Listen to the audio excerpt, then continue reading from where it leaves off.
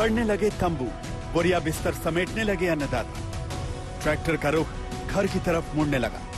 379 दिनों तक दिल्ली की सरहद पर डेरा डाले किसानों की घर वापसी शुरू हो चुकी है। ये तस्वीरें सिंघू बॉर्डर और गाजीपुर बॉर्डर की है, जो साल भर से अन्नदाता के आंदोलन का गढ़ बन गया था।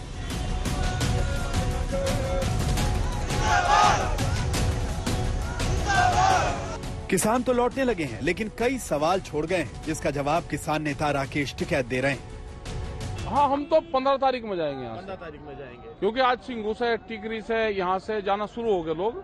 और हम कल चंडीगढ़ जाएंगे, फिर अमृतसर जाएंगे 13 तारीख में। 14 तारीख में जो अलग अलग धरने हरियाणा में चल रहे हैं, उन पंचायतों में शामिल होंगे, उनको सबको समापन करवाते हुए फिर वापसी आएंगे। 14 तारीख में फिर यहीं आकर रुकेंगे। और जब तक उम्मीद है कि बहुत धरने, क्योंकि हजारों धरने देश में हैं, तो सबको घर वापसी भेजने का काम कर। आंदोलनकारी किसानों की सबसे बड़ी 3 कृषि कानूनों के खात्मे की मांग पर केंद्र ने जिस दिन मुहर लगाई, उसी दिन आंदोलन खत्म होने की सुगबुगाहट शुरू हो गई। हालांकि किसान नेता अब भी कई सारी मांगों को लेकर सरकार से राब्ता कर रहे हैं। किसानों की नजर अब इस बात पर है कि कृषि मंत्रालय के सचिव ने जो लिखित वादे अपने पत्र में किए हैं, उन पर कब और कितना अमल हो पाता है। आंदोलन के दौरान किसानों से केस वापसी अहम मुद्दा था, जिस पर सरकार ने ठोस वादा किया है। एमएसपी के लिए बनने वाली कमेटी पर भी किसानों की नजर रहेगी। बिजली कानून भी किसान अपने हिसाब से चाहते हैं। साथ ही किसान मुआवजे की भी मांग कर रहे हैं। वहीं जिन किसानों पर केस हुए, उनकी वापसी की भी मांग किसान कर रहे हैं। यानी कुल मिलाकर 4 ऐसे मुद्दे हैं जिन पर किसानों की अब भी नजर है। किसानों के इन मुद्दों को लेकर आम सहमति बनती दिख रही है, लेकिन राकेश टिकैत सियासी चिंगारी जलाए रखना चाहते हैं। आंदोलन की ट्रेनिंग है, ये आंदोलन की ट्रेनिंग हुई 1 साल की, तो इनके अनुभव रहने चाहिए। आपको विश्वास है सरकार पर? सरकार पर तो सभी को विश्वास रहता है। सरकार करे ना करे, हम 1 साल से विश्वास पे ही तो बैठे यहाँ पे। क्या राकेश टिकैत जैसे किसान नेता बीजेपी के खिलाफ मोर्चा खोलेंगे? पंजाब और यूपी में किसान आंदोलन का चुनाव पर क्या असर पड़ेगा? क्या बीजेपी से किसानों की नाराजगी पूरी तरह खत्म हो गई? क्या बीजेपी को अब किसान आंदोलन का चुनाव में नुकसान नहीं होगा? क्या विपक्ष किसान आंदोलन को गरमाए नहीं रखना चाहेगा? एक ऐतिहासिक जीत हुई, एक ऐसी ऐतिहासिक आंदोलन की, एक आंदोलन जो न सिर्फ ऐतिहासिक, एक शांतिपूर्ण आंदोलन, एक ऐसा आंदोलन जो पूरी दुनिया भर में चर्चित था। आज उस आंदोलन की बहुत बड़ी जीत हुई है। स्वर्णिम अक्षरों में इस आंदोलन का नाम लिखा जाएगा।